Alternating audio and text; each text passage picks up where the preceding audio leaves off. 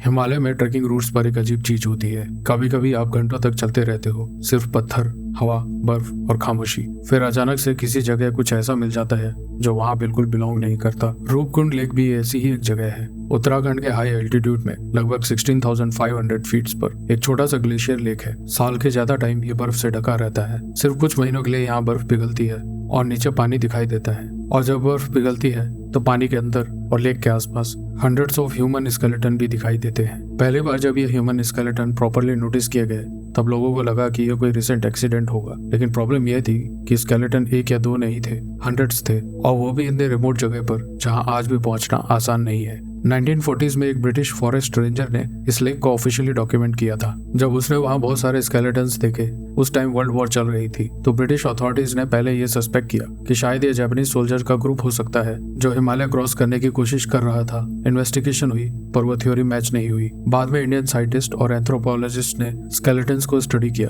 Carbon dating से पता चला कि ये स्केलेटन्स एक ही टाइम के नहीं थे, कुछ 800 से 1200 साल पुराने थे। मतलब ये कोई रिसेंट ट्रेजेडी नहीं थी। अब सवाल यह था, इतने सारे लोग एक साथ इतनी हाइट पर क्या कर रहे थे? कोई विलेज वहां नहीं था, कोई परमानेंट सेटलमेंट भी नहीं, और ना ही ये कोई नॉर्मल ट्रेवल रूट था उस टाइम। फिर धीरे धीरे एक थ्योरी सामने आई कि शायद ये लोग नंदा देवी राजजत पिलग्रिमेज जा रहे हो। यह एक एंशिएंट पिलग्रिमेज रूट हो सकता है जो हाई माउंटेन से गुजरता है और हिस्टोरिकली लोग ग्रुप्स में ट्रेवल करते थे। थ्योरी ये बनी कि एक बड़ा ग्रुप पिलग्रिमेज पर था, सडनली एक्सट्रीम वेदर इवेंट हुआ, स्टॉर्म, लैंडस्लाइड या कुछ और पूरा ग्रुप वहीं मर गया। यह एक्सप्लेनेशन काफी टाइम तक एक्सेप्ट किया गया, लेकिन फिर एक और डिस्कवरी हुई जो स्टोरी को फिर से स्ट्रेंज बना देती है।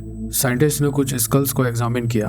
उन्होंने नोटिस किया कि काफी स्केलेटन्स के स्कल पर राउंड फ्रैक्चर्स थे, जैसे ऊपर से कोई हार्ड चीज सीधे सर पर गिरी हो। साइड से इंजरी नहीं, पीछे से कोई इंजरी नहीं, ऑलमोस्ट सबके सर पर ऊपर से इम्पैक्ट हुआ था। इससे एक और थ्योरी आई, जायंट हेलस्टॉर्म। कुछ रिसर्चर्स का कहना है कि हिमालय में कभी कभी बहुत बड़े साइज के आइस हेलस्टोन्स गिर सकते हैं। अगर ओपन एरिया में लोग हों और उनके सर पर शेल्टर ना हो तो वो लिटरली सर पर गिरते हुए आइस से मर सकते हैं। ये एक्सप्लेनेशन काफी साइंटिफिक लगती है, लेकिन स्टोरी यहाँ खत्म नहीं होती। कुछ साल पहले डीएनए स्टडीज हुई और पता चला कि रूपकुंड के स्केलेटन्स सब एक ही ग्रुप के नहीं थे। कुछ स्केलेटन्स साउथ एशियन ओरिजिन के थे जो एक्सपेक्टेड था, लेकिन कुछ स्केलेटन्स मेडिटेरेनियन ओरिजिन के थे, मतलब उनका जेनेटिक लिंक ग्रीस या उसके आसपास के रीजन से मैच करता था। अब यह पार्ट सबसे ज्यादा कंफ्यूजिंग है। 800 से 1000 साल पहले मेडिटेरेनियन रीजन के लोग हिमालय के इतने रिमोट लेक पर कैसे आए? कोई क्लियर हिस्टोरिकल रिकॉर्ड नहीं मिलता जो इसे एक्सप्लेन करे। मतलब रूपकुंड में सिर्फ एक ट्रेजेडी नहीं हुई थी, लगता है कि अलग अलग टाइम पर अलग अलग ग्रुप्स वहां मारे गए। रूपकुंड की मिस्ट्री सिर्फ इतनी नहीं है कि लोग वहां कैसे मारे गए। रियल मिस्ट्री यह है कि इतने अलग अलग लोग इतनी डेंजरस जगह पर बार बार कैसे पहुंच गए और वापस क्यों नहीं आ पाए। जुड़े रहिए द इंटरमिटेंट स्टोरीज से, और मैं मिलूंगा आपसे अगली स्टोरी में।